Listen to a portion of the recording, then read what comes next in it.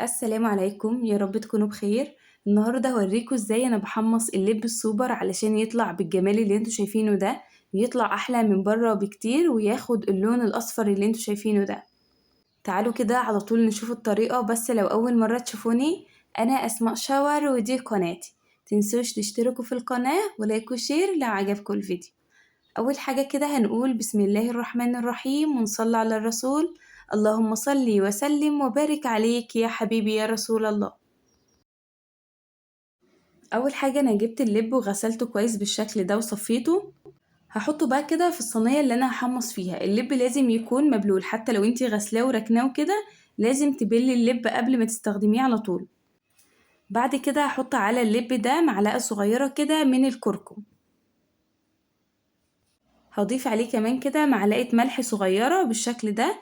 طبعا احنا بنبل اللب علشان لما تحط عليه الكركم والملح يمسك عليه. لو حطيت عليه وهو ناشف مش هيمسك عليه خالص ولا لونه هيتغير. هقلبهم مع بعض كويس جدا بالشكل ده كده قبل ما احطه على النار خالص. لما تقلبيه بقى كده اللون الاصفر ده هيمسك معاكي على اللب، وكمان الملح هيمسك عليه.